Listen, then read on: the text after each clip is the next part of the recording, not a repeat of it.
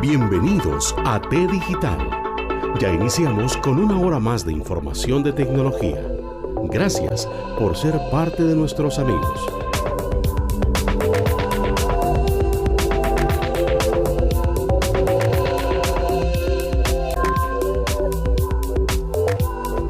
Buenos días, buenas tardes, buenas noches. Estamos en una nueva sesión del podcast de T Digital. Con ustedes su servidor Randy Alexander Valverde.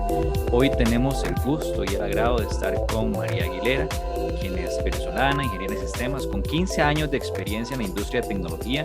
Empezó como desarrolladora, pero ha tenido otros roles. Ha sido líder técnica, gerente de proyecto, Scrum Master, también es tester, y le ha permitido involucrarse en distintas etapas del ciclo de vida del desarrollo de software, que eso nos interesa muchísimo, y además tiene una visión global para la parte de desarrollo. Apasionada por la calidad, para hacer la vida más fácil de los usuarios, y nos comenta que hace vida en distintas comunidades venezolanas y de tecnología, también en Women in Agile en Ecuador, en Ágil de Ecuador, y Undertest. Actualmente, María vive en Ecuador. Entonces, María, ¿qué me hizo falta? Si gusta, te presentas o te agregas algo más, no sé, dime. No, sí, estuvo perfecto. Muchísimas gracias por la invitación a conversar.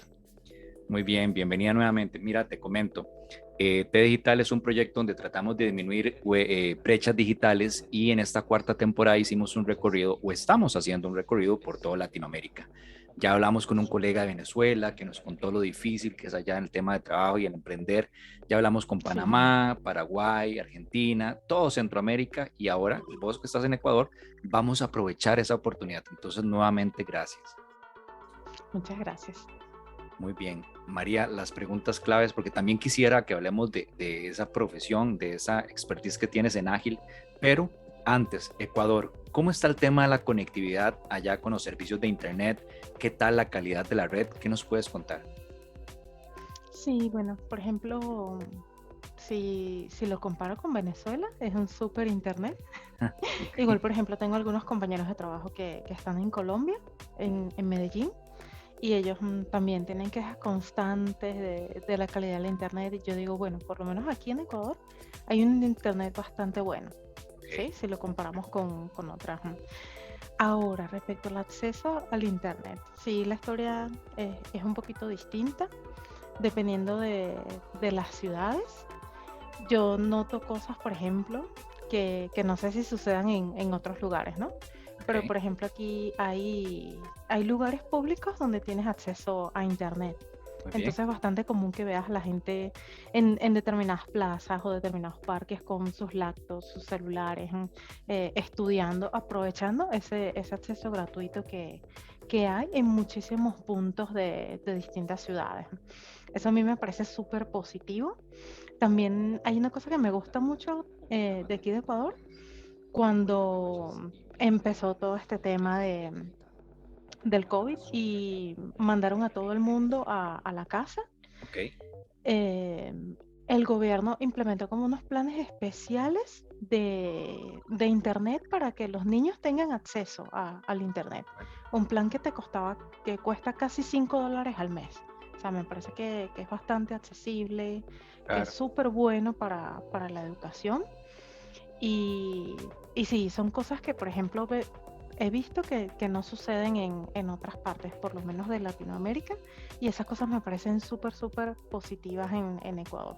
Yo estoy bastante contenta con la calidad del Internet, dependiendo de la empresa también. Hay empresas que te ofrecen un super servicio, hay otros que no, pero en general sí hay una preocupación de parte del gobierno de que por lo menos los niños tengan acceso a las conexiones, a los equipos que necesitan para estudiar desde la casa. Eso te iba a preguntar también. ¿Hay varias empresas que te ofrecen el servicio de conectividad? Sí, la verdad es que hay bastantes. Por lo menos en la ciudad donde vivo hay bastantes. Sé que hay aún más en Quito y Guayaquil, que son las dos ciudades principales de Ecuador. Ok. ¿Cuánto tiempo tienes de estar ahí por Ecuador? Tengo ya 3 años acá. Ok, bastante tiempo ya conoces bastante entonces. Sí. Y cuando hablamos de Quito y Ecuador como las ciudades principales, ¿en la ciudad donde vives también es parte del área metropolitana o ya está un poco al tema rural?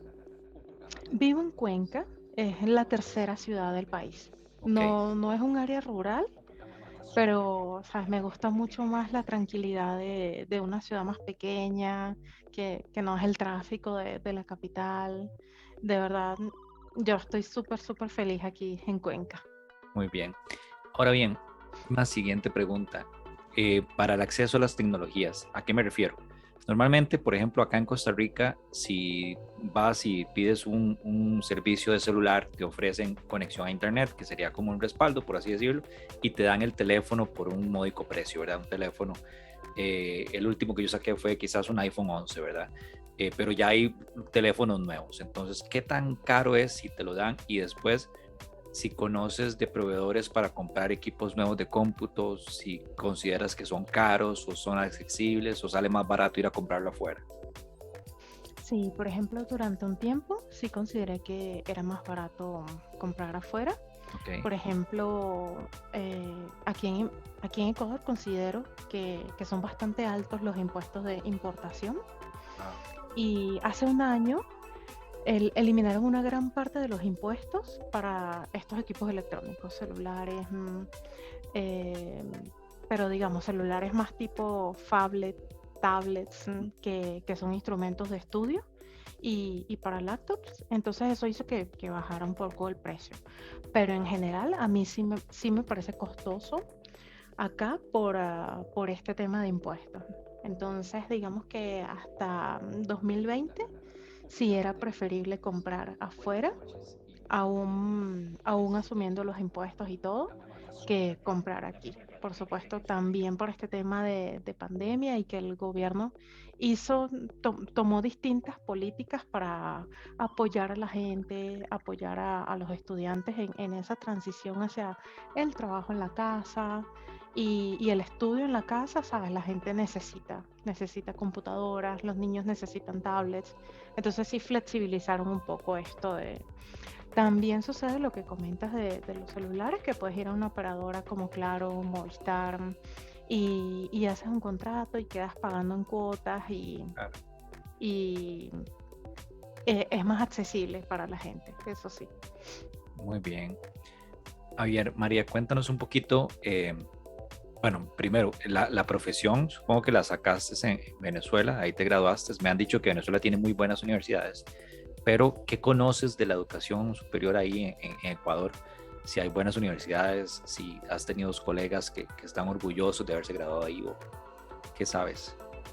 Sí, sí, la verdad que sí. Justamente ayer leí un artículo que decía que dos de las universidades ecuatorianas están en el ranking de las mejores universidades de Latinoamérica. Qué Y bueno. sí, en general la educación es bastante buena. También particularmente en grupos como allá el Ecuador y en grupos de emprendimiento Ecuador, frecuentemente tenemos estas conversaciones, ¿no? Acerca de la educación, acerca de cómo cambiar ciertas cosas, porque si bien la educación es buena, todavía en el área de tecnología hay bastantes cosas para mejorar, ¿no? Digamos, ahorita la tecnología está avanzando súper, súper rápido y esto pasa no solamente en universidades ecuatorianas, pasa prácticamente en todas las universidades del mundo, que los pensum de estudios no se actualizan tan rápido como va andando la tecnología. Entonces también la gente empieza a dejar de ir a la universidad para tomar otros cursos más cortos como los bootcamp que en un tiempo corto, menos de un año, te preparan para entrar al campo laboral. Y, y sí, en general hay muy buenas universidades aquí en Ecuador. Qué bueno eso. Sos parte de varios grupos y te comento algo curioso. En T Digital siempre he procurado de tener colegas ingenieros e ingenieras para ir alternando, ¿verdad? Tener equidad, por así decirlo, ¿verdad? Pero me ha costado muchísimo, ¿verdad?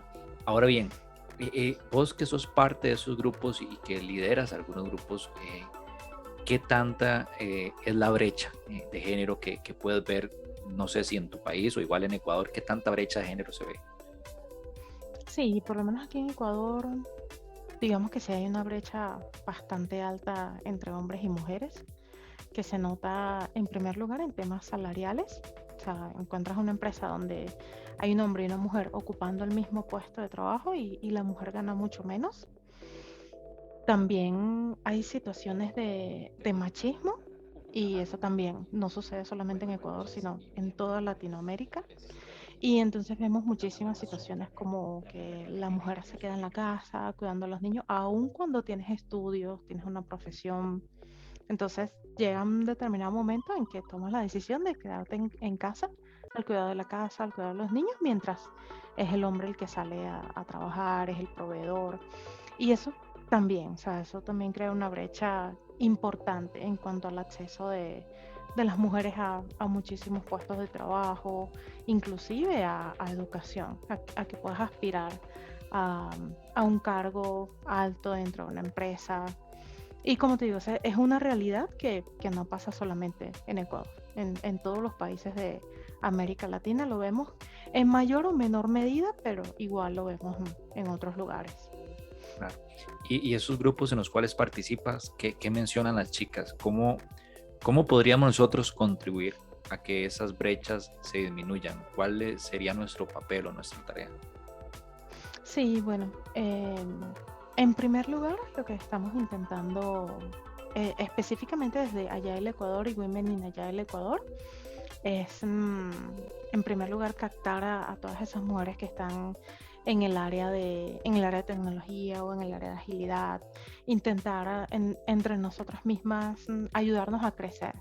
Una de nuestras acciones es implementar como unos pequeños programas de mentoría individuales en los que vamos trabajando con cada chica individualmente, ¿no? Esto también, sí, con la intención de ayudarte a crecer dentro de tu carrera, quizás mostrar alguna acción educativa o cómo puedes mejorar procesos dentro de la empresa donde estás. Generamos ese tipo de discusiones, de compartir, porque también es un poco difícil encontrar. No digo que encontrar mujeres en el área de tecnología, pero sí un poco el que quieras integrarte a una comunidad, el que quieras compartir tus experiencias, tus conocimientos. Entonces ha sido también como un proceso paulatino con todo esto. Entonces es lo primero que queremos hacer, ofrecer esas mentorías, ofrecer esas opciones, inclusive si se da la oportunidad que en los puestos de trabajo donde estamos ubicados nosotros, ayudar a otras. Mira, hay un puesto aquí disponible que se parece a tu perfil, quisieras postularte, quieres que te recomiende y así. Es así como estamos dando nuestros primeros pasos como comunidad. Buenísimo. Ahora bien, Ecuador, en el tema de las oportunidades laborales, te voy a comentar porque, por ejemplo, en Nicaragua particularmente, el sector público en tema tecnológico paga muy mal y las empresas también a lo interno de Nicaragua pagan mal, pero ellos tienen mucha opción de trabajar de forma remota y a eso se están dedicando. De igual forma en Cuba, digamos, ellos trabajan de forma remota porque quizás no encuentran empresas tecnológicas que los lleguen a captar o a enganchar. Acá en Costa Rica particularmente existen muy buenas empresas, está HP, ¿verdad? Que cambió el nombre, pero está IBM también, Procter & Gamble, son empresas que contratan a muchos ingenieros y con muy buenos salarios y salarios competitivos. Allá en Ecuador, ¿cómo están ustedes? ¿Qué tantas empresas tecnológicas o qué tantas oportunidades laborales tienen en el campo de tecnología? Sí, yo creo que en verdad no hay muchas y creo que una queja constante respecto a entre las personas que trabajan en el área de tecnología es los salarios, Okay. que no son salarios tan altos y no se ve mucho el hecho de trabajar para empresas extranjeras. Yo, por supuesto, pienso que eso está creciendo, ¿no? Aquí, digamos que cuando trabajas para una empresa extranjera, la principal brecha es que sepas inglés. Claro. Y, por ejemplo, he visto varios estudios de diferentes empresas, de diferentes universidades en Ecuador que dicen que ellos afirman que Ecuador es uno de los países con el nivel más bajo de inglés en toda Latinoamérica. A mí, sinceramente, me ha sorprendido eso porque, por ejemplo, en la ciudad donde yo vivo, hay muchísimas personas que hablan inglés, porque hay una comunidad de gringos acá que vienen acá a retirarse, porque en verdad la ciudad se presta para eso, hay muy buenos servicios, hay un nivel de vida súper, súper bueno acá. Entonces ellos vienen acá a retirarse y por supuesto la gente, digamos los ecuatorianos, los cuencanos, han hecho ese esfuerzo de aprender inglés para captar a esa comunidad como prestadores de servicios, para ofrecer distintos productos. A mí me parece que por lo menos aquí en la ciudad hay muchísima gente que habla inglés y habla un buen nivel de inglés, lo suficiente como para acceder a un puesto de trabajo. Entonces siempre me sorprende, siempre me llama la atención cuando veo esos estudios que dicen que Ecuador es uno de los países con niveles más bajos de inglés. Y yo digo, no, pero si yo lo comparo, por ejemplo, con Venezuela, los ecuatorianos nos llevan un montón en eso de hablar inglés. Entonces yo creo que quizás sí hace falta algo como intentar dirigir ese aprendizaje en el inglés, que en verdad no creo que sea difícil, no creo que sea para nada complicado. Simplemente intentar direccionar quizás a través de un bootcamp de inglés, quizás a través de algún curso de preparación. Y yo estoy segurísima que Ecuador estaría en un nivel mucho más alto en cuanto a empleabilidad en empresas como Estados Unidos o inclusive Europa. Eso, yo creo que ese factor del inglés es bastante importante. Yo te cuento que, digamos, a nivel personal, le estoy estudiando muchísimo con Duolingo, ¿verdad? No he ido a meterme en ninguna academia, pero estoy practicando porque siento que me hace falta esa práctica y quizás haya perdido un par de oportunidades por el tema del inglés. Pero yo creo que es algo Sí. que sí a nivel latinoamericano tenemos que reforzar muchísimo. Eh, y sorprende porque, digamos, el otro día que hablaba con el colega de Nicaragua, él me dijo que él efectivamente lo que hizo fue ponerse una meta de aprender inglés, porque para trabajar de forma remota en estas empresas transnacionales o en estas empresas internacionales, el primer factor que te piden es el inglés. Es Sí, indispensable. Entonces yo creo que es una gran tarea que tenemos. sí, la verdad que sí. Y yo digo, bueno, eh, quizás también sabemos que la pandemia literalmente aceleró todos los procesos de trabajo desde el hogar y aceleró ese proceso en que incluso vivas en Costa Rica, vivas en Colombia, vivas en Nicaragua, puedes acceder a un mercado global de empleo. Sin duda. Ahorita yo pienso que la mayor brecha es el time zone, o sea, es la zona horaria. Que por ejemplo, es difícil para nosotros trabajar para empresas de la India porque, sabes, la diferencia de hora no lo permite tanto. Pero podemos trabajar con empresas de Estados Unidos, tenemos la misma zona horaria que la mitad de los Estados Unidos. Entonces, ya todas esas brechas, el resto se rompió, o sea, el tema de impuestos, de que no puedes trabajar para tal empresa porque no tienes un permiso de trabajo en tal país.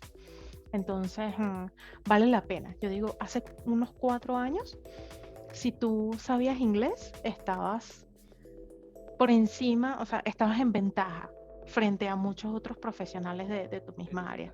Hoy día es al contrario, si no sabes inglés, estás en desventaja frente a muchísimos otros profesionales que pueden estar haciendo el mismo trabajo que tú haces. Muy bien. Tu currículum es bastante amplio y con muy buena experiencia. ¿Cómo llegaste a Ecuador? ¿La misma empresa te llevó o no sé si gusta nos cuentas un poquito? Sí, bueno, más que todo fue por la crisis que vive Venezuela y yo exploré distintas opciones para mudarme a otro país. Yo he estado trabajando de forma remota más o menos unos 10 años. O sea, Ok, no fue por pandemia que yo empecé a trabajar remoto como sucedió con la mayoría de las personas. Yo ya tenía bastantes años trabajando desde la casa y justamente estaba buscando un país que me permitiera seguir haciéndolo, ¿no? Por ejemplo, mi primera opción era Colombia, era el país más cercano. Pensaba en, bueno, si sucede algo con mi familia o cualquier cosa que yo necesite ir a Venezuela, estoy a 3 horas de la casa en un vuelo. Y así, pero la mayoría de los países te exige que tengas un trabajo local para poder acceder a una visa. Entonces, Ecuador ofreció una visa, era la visa UNASUR en aquel momento, que ya no existe, que me permitía seguir trabajando remotamente siempre que yo demostrara que tenía ingresos lícitos. Claro. Entonces, esa fue la principal razón. Y evaluándolo también desde el punto de vista de la distancia, digo, bueno, aquí estoy a 4 horas de Venezuela en un vuelo, se ve bastante bien y básicamente eso fue lo que me trajo aquí. El no querer tomar un trabajo local por obligación para, para acceder a una visa para arreglar mi situación migratoria. Muy bien. De hecho, yo saqué mi visa ecuatoriana desde Venezuela. Wow. Ahora bien, María, tienes amplia experiencia en desarrollo de software y particularmente te especializaste en una metodología de desarrollo muy importante que es ágil. No sé si lo pronuncio bien, creo que sí. Ágil. Sí, en español, ágil. Ok, ágil. Agile en inglés. Ok. ¿Cómo te ha ido en eso? Porque creo que a mucha gente dice, mira, yo hace poquito tengo un curso de teoría, yo soy profesor de la UI, tengo un curso de teoría de sistemas y estuvimos viendo RUP, por ejemplo, estuvimos viendo MSF y la siguiente parte eran las metodologías ágiles, pero hablaba ágiles en todas, no propiamente de ágil, ¿verdad? Y Sí. Mucha gente habla de Scrum, otros de algunas otras. Entonces, ¿cuál es esa importancia de estas metodologías ágiles y cómo llegaste a tener esa expertise? Primero hay que siempre desarrollar para ir aprendiendo los conceptos básicos o uno saca un título. Digo, como todo es la práctica, ¿no? Claro. Digamos que ahorita prácticamente la mayoría de las empresas de desarrollo de software, si no todos, están usando metodologías ágiles dentro de esos procesos. Y la principal razón es que también vivimos en un entorno súper cambiante. Y, por ejemplo, antes yo llegué a utilizar metodologías de cascada, donde, por ejemplo, primero hacías una definición de requisitos, luego hacías todo un diseño, luego hacías el desarrollo y era bastante costoso, era complejo en el sentido de que, bueno, un desarrollo quizás te podía tardar 2 años, 5 años, Claro. fácilmente. ¿Y qué pasa? En el transcurso de esos 5 años, el mercado cambia, las empresas cambian, los usuarios cambian, las necesidades cambian. Entonces era bastante complejo de desarrollar software en esos entornos o en esos ambientes. Claro. Entonces, ¿qué es lo principal que nos ha aportado la agilidad? El hecho de empezar con algo pequeñito, ¿no? Tienes una idea de negocio y empiezas pequeñito, lanzas una primera versión, empiezas a explorar si a la gente le gusta, si eso en verdad puede cubrir una necesidad de mercado, si puede cubrir una necesidad del usuario, y vas refinando, vas mejorando. Y entonces ahí empiezan todos esos ciclos. Entonces te permite entrar más rápido al mercado, te permite ir validando en tiempo real con tus clientes, te permite cambiar conforme va cambiando el mercado también. Entonces eso es lo principal que nos ha aportado. Tanto así que las metodologías ágiles ya no son algo solamente del desarrollo de software, sino que se lo han ido llevando a otros negocios, ¿no? Por ejemplo, yo conozco gente que aplica la agilidad en marketing y en entornos educativos y así muchísimos otros industrias distintas al desarrollo de software. Entonces, ¿cómo aprendemos? Sí, hay una teoría, tenemos el manual de Scrum, por lo menos, y puedes leer el manual, puedes conocer cuáles son los roles, cuáles son los artefactos que manejamos, cómo se llevan a cabo los ciclos, qué actividades más o menos realizamos dentro de estos ciclos de desarrollo. Pero sin duda, la práctica hace al maestro. O sea, el hecho de que si eres un desarrollador y estás dentro de un equipo que practica agilidad, entonces ahí es donde en verdad vas a aprender, te vas a empapar de toda esa, de la agilidad propiamente. Por supuesto, hay entrenamientos, hay cursos para Scrum Master, hay cursos para Product Owner, que también es otro rol súper importante. Incluso hoy en día vemos que hay entrenamientos hasta para desarrolladores en entornos ágiles, incluso para testing. Yo, por ejemplo, me especializo en testing y hay una especialidad que se llama Agile Testing. Entonces, también hay muchísimas cosas que puedes hacer para entrenarte en teorías, pero en verdad la práctica es lo que te va a hacer un maestro en el área de la agilidad. Cualquiera diría que el tema de la agilidad o Agile es diferente a Scrum, pero estamos hablando que Agile es un concepto, una sombrilla que cubre varias variantes. Una de Sí, ellas particularmente es Scrum, es parte sí. de Hay otros, por ejemplo, como el XP, que es el Extreme Programming, Program. Ajá. que, por ejemplo, del Extreme Programming es que nacen las historias de usuario. Mucha gente cree que las historias de usuario nacieron con Scrum, pero no, las historias de usuario nacieron en el XP. Y muchísimas cosas que tiene Scrum vienen en realidad del XP. Ese hecho de estar constantemente buscando validación de parte del cliente y el tener un cuidado también por la calidad, utilizar historias de usuario, o sea, muchísimas cosas vienen en realidad del Extreme Programming. Y son prácticas que todavía utilizamos a nivel de equipo. Por ejemplo, el Pair Programming se utiliza muchísimo independientemente de cuál metodología estás usando y así, en verdad, ahí yo creo que se complementan. Y sí, ahí agilidad no solamente Scrum, hay muchísimas otras metodologías. Digamos que ágil es como un marco, tiene un conjunto de principios y valores. Y luego viene sí, un montón de prácticas que nosotros podemos implementar dentro de nuestro equipo para cumplir con esos valores y con esos principios que nos van a ayudar a entregar mejor software.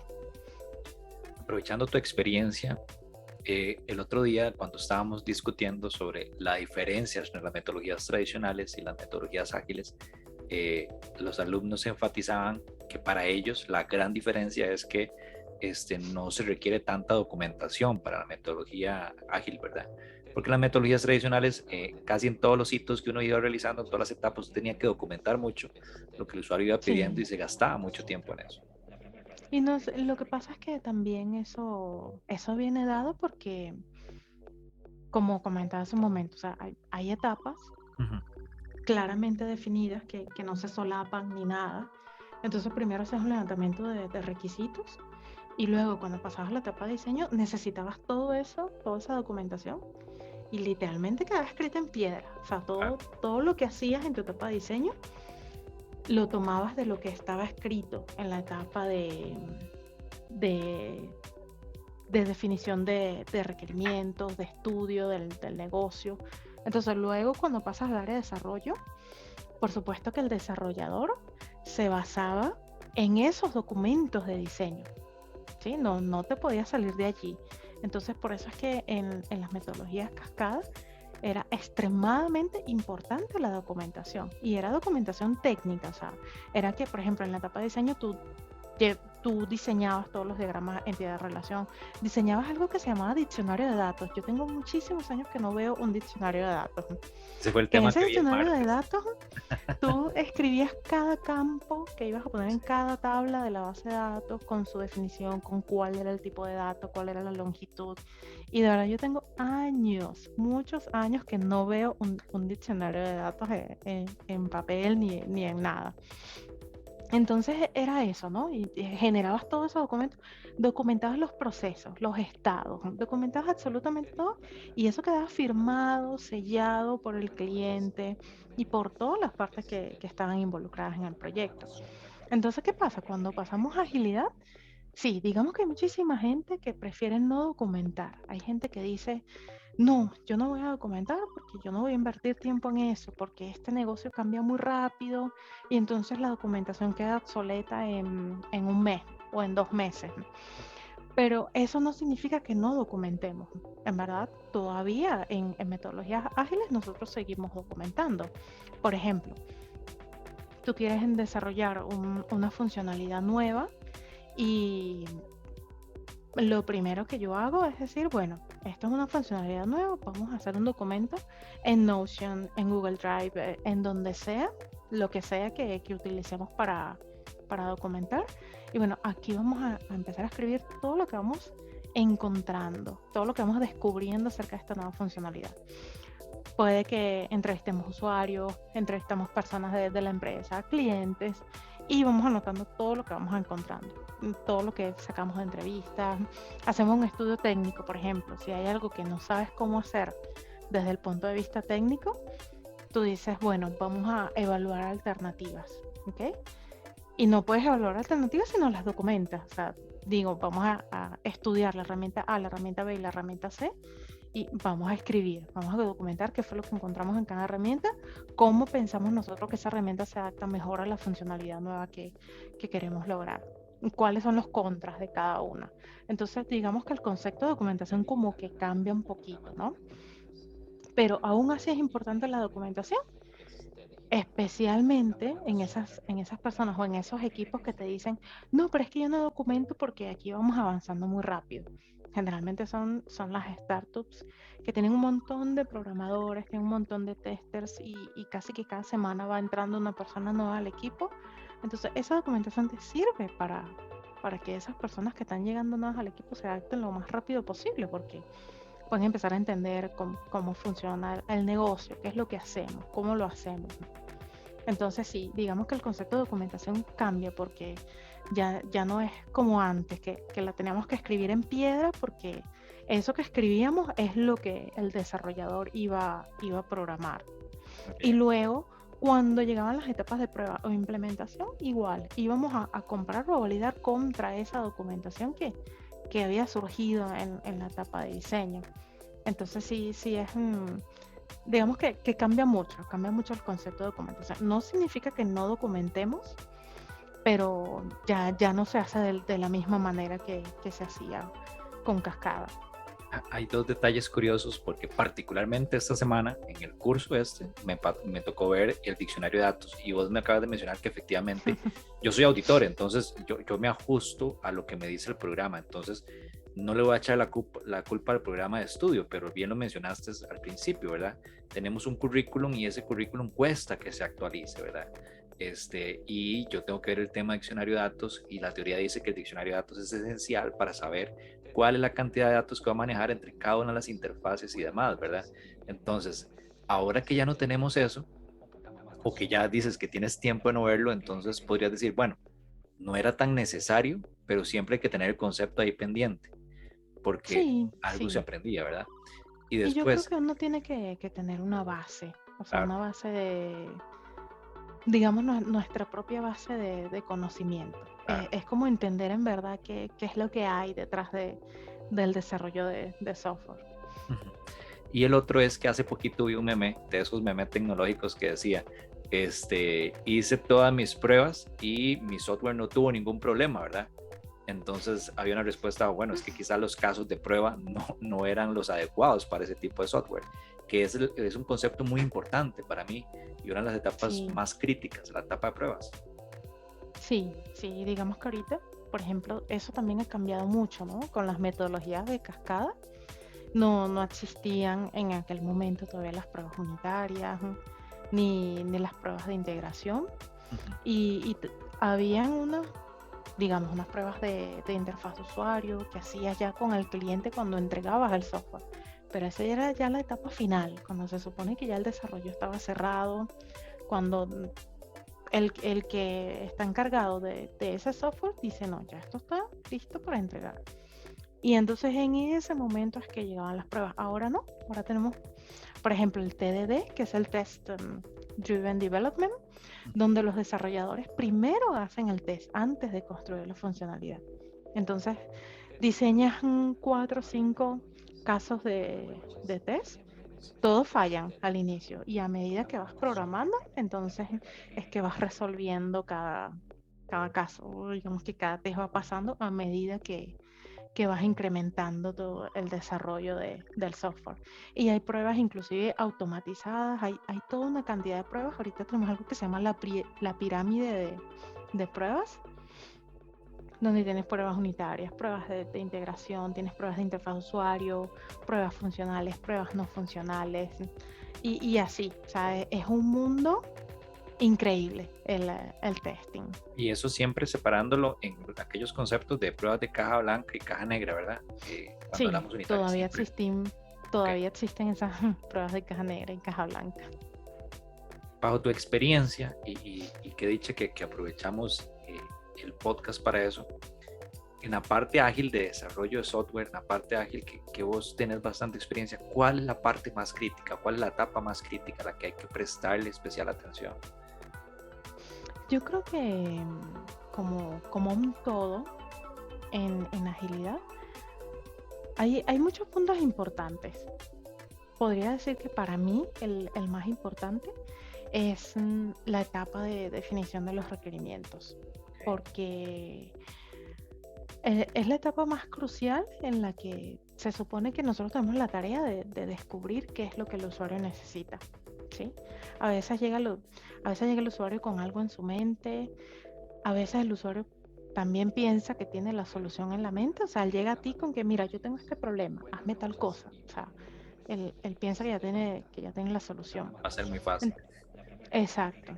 Y no solamente porque sea fácil o difícil, sino que nada, es como que yo tengo un problema y yo pienso que mi problema se va a resolver de determinada manera.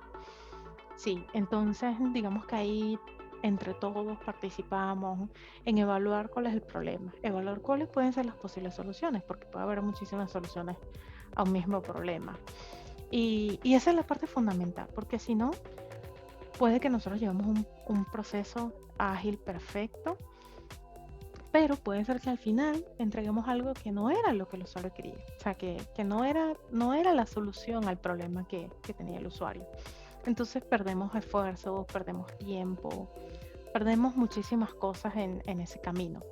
Entonces, para ser ágiles, en verdad, lo primero que tenemos que hacer es intentar casarnos con ese problema y empezar a buscar soluciones a esos problemas, ¿no? Con los que llegan los usuarios o con los que llegan los clientes, porque muchas veces los clientes no son los usuarios. O sea, hay una diferenciación en el usuario, es el usuario final, el que va a estar haciendo uso de la aplicación del software, mientras que el cliente muy probablemente sea el que patrocina eso, ¿no? Que también tiene un objetivo comercial que cumplir en la mayoría de las ocasiones, ¿no? Y sí, eso para mí es lo principal cuando trabajamos en entornos ágiles. Vamos a suponer que estas personas que van a escuchar el podcast o van a ver el podcast se enamoran y dicen, a mí me gustaría dedicarme a desarrollar bajo este concepto de ágil y quiero profesionalizarme. Entonces, ¿cuál sería ese consejo que vos le puedes dar? Porque la persona está cansada de documentar, digamos, al estilo cascada, al estilo de MSF, ¿verdad? Entonces ellos dicen, mira, yo necesito dar mi primer paso para entrar a ágil, además de que ya tiene experiencia programando, ¿verdad? ¿Cuál sería ese primer paso que le podemos decir que puede dar? Sí, yo creo que el primer paso es intentar entender un poco de qué va, ¿no? Puedes estar leyendo el manual de Scrum, puedes intentar familiarizarte con cuáles son los principios, los valores de la agilidad, pero como decían hace un rato, o sea, digamos que te vas a volver un maestro es cuando entres al campo de batalla, o sea, cuando empiece la práctica. Entonces, muchísimas veces es muy probable que vas a tener que cambiarte de proyecto o inclusive vas a tener que cambiarte de empresa a una empresa que sí trabaje con entornos ágiles, y esa va a ser prácticamente, sabes, tu primera experiencia. Ahí es donde vas a empezar a ver, de qué va, cómo es que se logran los equipos autoorganizados, porque esa también es una de las cosas más importantes en Scrum, que si bien tienes un Product Owner, tienes un Scrum Master, se supone que una de las principales funciones del Scrum Master, o uno de los, no digamos funciones, uno de los principales objetivos es hacer que los equipos sean autoorganizados. Entonces, ¿cómo te conviertes cómo te conviertes en un pilar para tu equipo? ¿Cómo el resto de tu equipo se convierte en un pilar para ti también? Son cosas muy, muy lindas en la teoría, pero las vas a aprender solamente con la práctica, solamente estando ahí en el equipo, colaborando con el resto de tu equipo, diseñando historia. Esa es otra cosa. Un programador en un entorno ágil no solamente va a programar, Ujú. también vas a estar diseñando soluciones, también vas a estar trabajando de la mano con los testers, vas a estar trabajando con los analistas de negocio, con los usuarios, para entender, para estar involucrado en todo lo que está pasando. No es solamente tu código y tú, esa también es otra súper diferencia respecto a las metodologías de cascada. Cuando estábamos en metodología de cascada, había toda esa documentación y tú eres el programador y ellos te entregaban toda esa documentación. Así como que toma, aquí están estos libros y tú tienes que programar esto.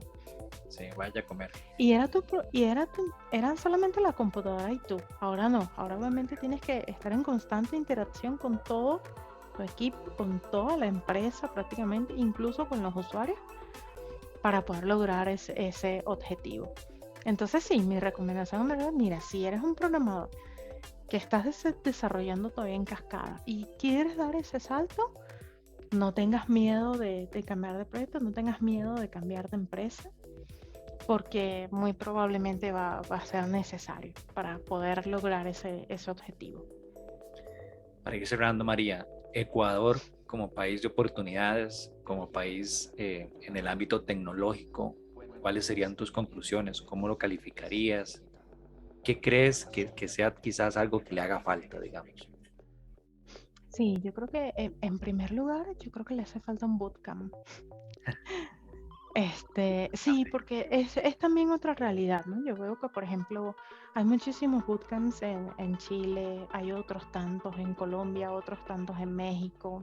Y en Argentina, yo creo que Argentina nos lleva la delantera a todos en ese tipo de programas que en 4 o 6 meses te dan un entrenamiento intensivo y ya estás preparado para ir a un campo de trabajo. Entonces yo creo que nos falta eso.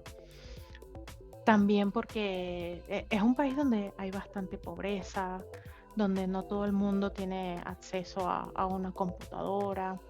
Entonces, quizás por ahí deberíamos empezar a cambiar, ¿no? Hay organizaciones como, por ejemplo, Gears in Tech Ecuador, que hace esos programas para niñas, adolescentes, y en muchos casos ellos tienen que proveer los equipos de trabajo también para que las niñas puedan estar desarrollando sus actividades, ¿no? Entonces, yo pienso que nos hace falta más esos programas educativos cortos que ayuden a la gente a prepararse en tiempos cortos, empezar en un campo de trabajo.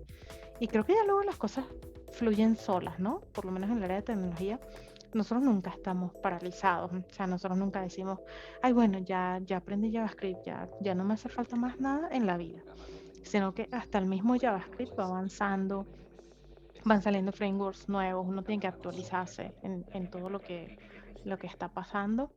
Pero sí, creo que nos falta un poquito de eso en cuanto a educación, también un poquito en cuanto al inglés, ¿no? Ese reforzar, ese decir, mira, el inglés es importante, no es como antes que quizás solamente muy pocas personas tenían acceso a esa educación en otros idiomas, quizás porque tenían más posibilidades de viajes, más posibilidad de trabajos, de estudios. Pero ahora eso ya está globalizado, o sea, cualquiera puede tener acceso a esos programas a través del internet. Entonces, creo que eso es lo que, o por lo menos yo lo veo así, poniendo esas dos cositas, algunos programas estratégicos, vamos a dar un salto tremendo. Aprovechando, mencionaste, si se me había olvidado, se me había ido, Gears in Tech. ¿Es una iniciativa solo de Ecuador o hay personas que quisieran apoyarlos? Puede ser de cualquier parte de Latinoamérica. ¿Cómo podrían integrarse? Digo, por lo menos Gears in Tech es una organización internacional, o sea, Ok. está en muchísimos países. Aquí digamos que hay un capítulo Gears in Tech, Ecuador. Lo mismo pasa con Women in Agile, que es una organización global, y hay un capítulo Women in Agile, Ecuador. Entonces, sí, por ejemplo, puedes encontrar en redes sociales, en LinkedIn, en internet, pueden encontrar muchísima información. Si ya sea que estés en Costa Rica, probablemente hay un Gears in Tech en Costa Rica, debe haber también un Women in Agile en Costa Rica. Y sí, hay muchísimas formas de hacer redes, porque, digamos, cuando nosotros formamos estas comunidades es básicamente eso, ¿no? Tratar de hacer redes, tratar de ayudar a otras personas a crecer. Es como devolver un poquito de lo que nos ha dado a nosotros la tecnología en nuestras vidas. Y sí, ayudar a crecer. Gracias María por darnos este vistazo de lo que es hoy por hoy Ecuador desde el punto de vista tecnológico y también la otra parte en donde hablamos sobre metodologías de desarrollo que me gustó mucho. Me gustaría más bien en algún momento poder hablar un poco más, incluso invitarte a la universidad a que nos des una charla de eso, porque es un tema bastante importante cuando tengas tiempo, eso sí. Sí, sí, y de verdad que yo creo que a nivel universitario hay muchísimas cosas que tenemos que cambiar. Por supuesto, no soy de las personas que, sabes que quizás también ahorita hay una corriente de personas que te dicen que no vayas a la universidad, porque no vale la pena, sí con un curso puedes empezar tu vida profesional, pero yo todavía pienso que sí, la universidad nos da muchas ventajas, nos da un componente de investigación y Y desarrollo que humanidades. no nos da, sí, que no nos da un curso de 4 o 6 meses. Entonces yo considero que todavía es importante. Y si hablamos de temas de migración, o sea, esa también es una discusión que está viva siempre, por lo menos en Twitter, de que si el título sirve o no sirve. Y digo, el título sirve para muchísimas cosas, sobre todo cuando quieres migrar a determinados países, porque uno está feliz en el lugar donde vive, en el país donde nació, pero no sabes qué puede pasar. No podemos ver el futuro, no sabemos. Si todos pudiésemos ver el futuro, pues estaríamos súper preparados para lo que Claro. viniese. Y no es así. Entonces, Todos sí, pudiéramos ver el futuro, la pandemia no nos hubiera golpeado tanto. sí, nos hubiésemos preparado de muchísimas maneras. Y si pudiésemos ver el futuro, probablemente nadie nunca hubiese comido ese murciélago en Wuhan, que eso es lo que dicen Sí, de cómo empezó todo, pero claro. no lo sabemos. Eso es lo que dicen en las teorías. Hay otros conspiranoicos que dicen que todo fue planificado, pero bueno, no nos vamos a Sí, meter en esos temas. No, para nada. María, agradecerte nuevamente. Yo te localicé por Twitter, pero si alguien te quisiera contactar, porque hablar contigo fue una experiencia muy bonita y aprendí muchísimo, ¿cómo te podrían contactar? Sí, bueno, tengo mi página web que se llama iterative.me Ok, y mis redes sociales tengo Marilyn Aguilera, que es mi principal forma de comunicación también. muy bien, buenísimo. Yo siempre me despido. Buenos días, buenas tardes, buenas noches y te doy la estafeta para que cierres el programa. Nuevamente, gracias, de verdad. Gracias a ti por la invitación. De verdad, siempre es un gusto compartir con otras personas acerca de experiencia, acerca de conocimiento, sobre todo porque uno puede cambiar la perspectiva de alguna persona que nos esté escuchando respecto a la tecnología, respecto a muchos temas. Y sí, agradecida de estar en este espacio. Te digital. Sí, Chao, gracias. muchísimas gracias y buenas noches. Nuevamente gracias a María Aguilera por su tiempo y haber compartido con nosotros. Les dejamos la página web de ella que es iterative.me y también su red social en Twitter que sale como Marilyn Aguilera. Ahí lo pueden ver en la imagen. Invitados a seguirla y a darle seguimiento a los proyectos y los buenos tips que ella comparte en la red social de Twitter.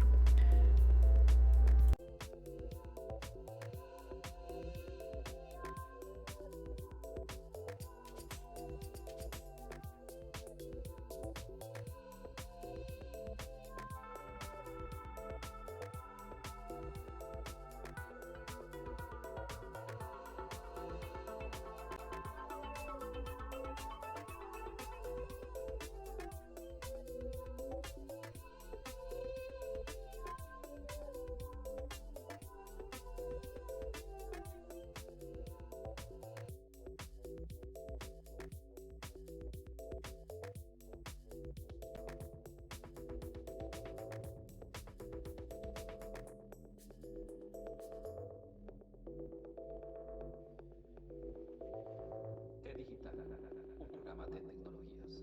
Buenas noches y bienvenidos.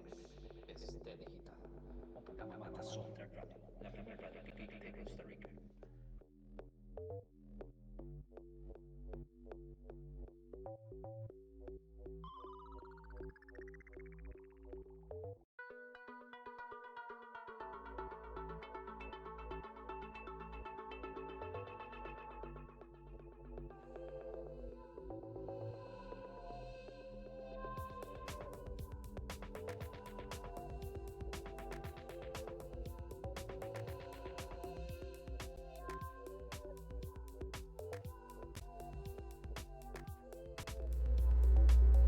Estos son todos los episodios que hemos tenido en esta cuarta temporada, iniciando con el gobierno digital, desde una participación del BID, pasando por Argentina, Honduras y así sucesivamente en todos los diferentes países de Latinoamérica.